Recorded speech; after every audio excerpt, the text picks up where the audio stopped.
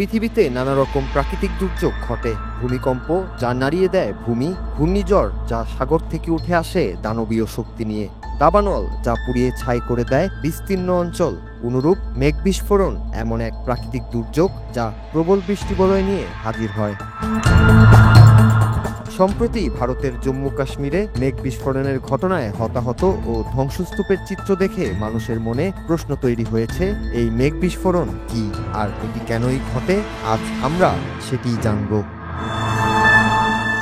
মেঘ বিস্ফোরণ হলো একটি প্রাকৃতিক দুর্যোগ যেখানে 1 ঘন্টার মধ্যে 1 থেকে 30 বর্গ কিলোমিটার এলাকায় প্রতি ঘন্টায় 100 মিলিমিটার বা তার বেশি বৃষ্টি হতে পারে। সাধারণ বৃষ্টিপাতের তুলনায় এটি বহুগুণ এবং ধ্বংসাত্মক। বিশেষ করে পাহাড়ি এলাকায় আর্দ্র বাতাসে পাহাড়ের ঢালে উঠে ঠান্ডা হয়ে কিউমিউলোনিম্বাস মেঘ তৈরি করে, যা ভারী হয়ে হেঁটে প্রবল বৃষ্টি ঘটায়।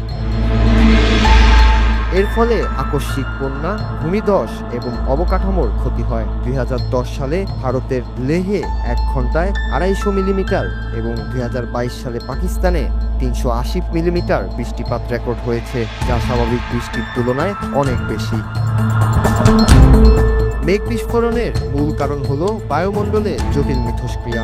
আর্দ্র মৌসুমী বায়ু পাহাড়ের ঢালে উঠে ঠান্ডা হয়ে কিউমুলোনিম্বাস মেঘ তৈরি করে, যা ভারী হয়ে প্রবল বৃষ্টি ঘটায়। জলবায়ু পরিবর্তন, গ্রিনহাউস গ্যাস বৃদ্ধি ও অ্যারোসল কণার প্রভাবে বায়ুমণ্ডলের আর্দ্রতা বেড়ে এই ঘটনার তীব্রতা বাড়ছে। উষ্ণ বাতাস ঠান্ডা বায়ুর সংস্পর্শে ঘন মেঘ তৈরি করে, যা অরোগ্রাফিক লিফটের মাধ্যমে পাহাড়ি এলাকায় আরও প্রবল হয়। পাশাপাশি বন উজাড়, অনিয়ন্ত্রিত নির্মাণ ও দুর্বল নিকাশি ব্যবস্থার কারণে মাটির পানি শোষণ কমে বন্যা ও ভূমিধসের ঝুঁকি বৃদ্ধি পায়। আন্তর্জাতিক বিশেষজ্ঞরা বলছেন, জলবায়ু পরিবর্তনের প্রভাবেই মেঘ বিস্ফোরণের ঘটনা বেড়েছে।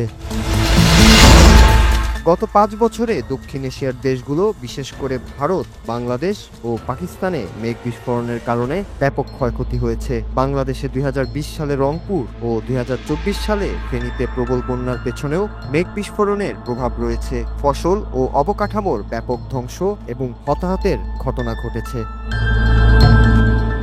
হিমালয় সংলগ্ন অঞ্চল এবং বঙ্গোপসাগর ও আরব সাগর থেকে আসা মৌসুমী বায়ু মেঘ বিস্ফোরণের জন্য অনুকূল পরিবেশ তৈরি করে। জলবায়ু পরিবর্তনের কারণে বৈশ্বিক তাপমাত্রা বেড়ে মৌসুমী বায়ুর আর্দ্রতা বৃদ্ধি পায়, যা এই দুর্যোগকে তীব্র ও ঘন ঘন ঘটতে সাহায্য করছে। বিশেষজ্ঞরা সতর্ক করেছেন, আগাম সতর্কতা ব্যবস্থা, ডপলার রাডার ও উচ্চ রেজলিউশন আবহাওয়া মডেল ব্যবহার করে পূর্বাভাস উন্নত করলে ক্ষয়ক্ষতি কমানো সম্ভব। এছাড়া পাহাড়ি এলাকায় নির্মাণ নিয়ন্ত্রণ, বন সংরক্ষণ ও জনসচেতনতা বৃদ্ধির মাধ্যমে বিপদ কমানো যায়। সরকার, আন্তর্জাতিক সংস্থা ও স্থানীয় সম্প্রদায়ের সমন্বিত প্রচেষ্টা এই দুর্যোগ মোকাবেলার জন্য গুরুত্বপূর্ণ। Raju, Bangla TV news desk.